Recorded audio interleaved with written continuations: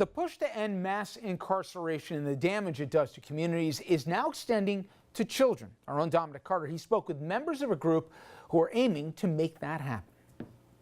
This newly formed group is doing something radical.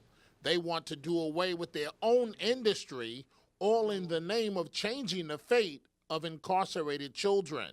Absolutely putting ourselves out of business. But you know, we having worked and running these systems, I had the opportunity to run the state system in New York plus the city system.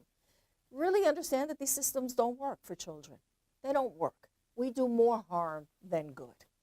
And we also know that there are better ways of doing this. And so, yes, we want to be out of the business of running youth prisons. They call themselves Youth Correctional Leaders for Justice. This group, representing juvenile officials from 18 states, gathered at Columbia University School of Social Work for a two-day conference. Co-chair GLADYS CARRION closed 26 juvenile jails when she was the New York State Commissioner covering child welfare and juvenile justice. Even young people that commit some egregious crime, there are better ways to deal with that behavior. Officials say the recommended closings are about dollars and cents for the taxpayer, plus ending systematic maltreatment of incarcerated youth. The average annual cost for housing one child in a juvenile prison is almost $150,000 a year, and even more in New York, $250,000 a year. These officials want an approach that instead centers on small, home-like facilities in the young person's own community. The other co-director, VINCENT, SCHIRALDI, oversaw the closure of youth prisons in New York and Washington, D.C., and he says it's a good thing these officials are working against their own interest. Their bread was buttered on the side of growing. Their budgets got bigger, they got more staff, they got more prestige. So the fact that people who run America's youth prisons say we should get rid of America's youth prisons, in many respects that's contrary to their self-interest, and they're doing it because they think it's the right thing to do. If you go in the detention center, what you're basically going to see is Black and Latino males who are in the detention center. NATHANIEL BALIS is with the Annie Casey Foundation. If there's one single thing that defines our youth justice system, it's the tremendous racial disparities that we have. For example, in this country, 5 times more likely to be incarcerated if Black than white. On the campus of Columbia University, I'm Dominic Carter. Richard, let's go back to you in the studio. Dominic, thank you very much. And Mayo, obviously you're dealing principally with the adults that are going through this, but one of the things that struck me, at least, whenever I've been to Sing Sing and there's a graduation, let's say, is that you tend to look at these people as individuals until you look into who's in the assembled crowd for that case. You deal with families as a compact, and there is a cause and effect. If a kid goes into juvenile, the likelihood or the odds that he'll gravitate to the adult facilities. Oh, absolutely. And it's interesting, the White Plains City Court just had a drug court graduation the other day. It's one of the nicest things I've ever seen in the criminal justice system. And you had the police department, you had the court, you had everybody rooting for people, and you watched them succeed. To spend $250,000 per year for something that we know doesn't work, outside of course, cases where you have a homicide or somebody's been seriously injured, but for cases that are avoidable, somebody stole a car, somebody stole property crimes, is inexcusable. Because we wouldn't spend that same amount of money for those kids to go get a college education or to earn a trade or for housing or even to pave our own roads that we all drive on. So when you look at the fact that we were throwing that money out the window, that the results actually were the opposite of what you'd hoped they would be, that you ended up with basically just a professional criminal. You know, but one of the things that I've seen on this is the mistake that can be made is, well, listen, we're throwing good money after bad, they're not getting any treatment, you're basically, it's gladiator school and these kids are going to turn out and go to the big boy place in just a matter of time. But conversely, you would say, well, let's save the money that we would have incarcerated and just put them on probation.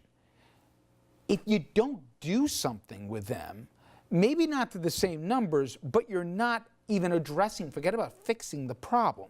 Maybe it's not $250,000, but that money has to be spent, or at least a portion thereof, to try and get these kids turned around, or not to put them back in the same exact environment where they got in trouble in the first place. I think that you put that money into educational programs, whether you're enhancing particular programs in the schools. You also have to put that into real jobs. I think that, you know, you go back, since I can recall, certainly up to Reagan on, where you've had presidents throughout time that have had both houses, and we never seem to be able to get a real infrastructure bill which could provide jobs for a lot of these kids. And once they have real jobs, then you want to see the economy take off. You watch people with real jobs go out and go to dinner and buy homes and buy cars and take trips. I just think hope is always a big component here. And if you don't have that, while this is better than what we were doing before, it's not really getting to the root of it. Now, again, I'm going to read this, and if I have to say it twice for you to get your arms around it, asbestos is making a comeback. You heard me right here. So what possibly could go wrong with bringing back asbestos? Well, after a tidal wave of lawsuits due to health concerns, asbestos pretty much disappeared. It's practically synonymous, as we know, with cancer, but now the Russians are cranking up the mines and trying to market it in the States. And they say they have an ally. That ally would be President Trump. The Russians got all excited when they saw media reports saying that the EPA was looking to relax the tight restrictions on asbestos. Well, Doug, you forgot more than almost anyone I know on this subject here. Can we just definitively say asbestos bad? Yeah, it's a class A carcinogen. It's about as deadly as you possibly can get. I mean, if you're exposed to asbestos in very low levels, you can develop cancer. There's no doubt about that. So, and there's empirical evidence to this. It's not just the EPA, but every alphabet soup that we've talked about here has said, we've learned our lesson the hard way. This is bad. Look at all the causal effects that we've had. But the idea that we'll import a carcinogen with federal blessing is crazy. I'm sure there's more cases, but you don't want cases for this. Well, the dirty little secret is that asbestos is being used around the world. It's in the United States is one of the places, believe it or not, it's not banned here. It is banned in Europe. It's not. There are restrictions on what levels it can be at, but those levels, even at the levels that you're allowed to use them, they know cancer is occurring. But there's just reasons why they're at those levels, is because you have to have unless you ban it, you have to have a level that you can detect it and be under. But it is used around the world, and it continues to be used, and it's a problem around the world. In the United States, it continues to be a problem. Who polices, for example, asbestos, that it doesn't come into our marketplace, or at least somebody's regulating not that we should have any levels, as I hear you, but who's looking out for us? Well, in the workplace, you have OSHA, you have groups like that. But another dirty little secret is that we're relying upon industry to police themselves.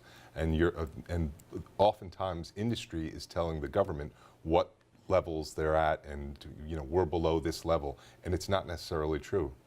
And if the federal government in some way, tacitly or overtly, gives the blessing for the importation of this carcinogen into domestic products, is it going to be harder to say, we the people have a claim, because they'll turn around and be like, why? The president said it was fine. He told the EPA to back off here. Why shouldn't we as a manufacturer use this product? Even if we know it's going to make you sick, the president said it was fine. It certainly isn't helpful, but there's still something called state of the art that you knew or should have known that it was dangerous. You can't, if you're making a product and you're making money off that product, you can't say the government allows me to do it. If you know that product is still getting people sick, giving them cancer, a lawsuit can still be brought against you. But the reality is, people are dying. It's amazing. In 2019, we're even having this conversation. Pardon, farmer. My gosh. All right, coming up next, the attorney for Craig Carton, the former sports radio host who's now headed to prison for 3.5 years, he's going to join us. We're going to talk about the case, the judge's bizarre comments, and the sentence that Carton got.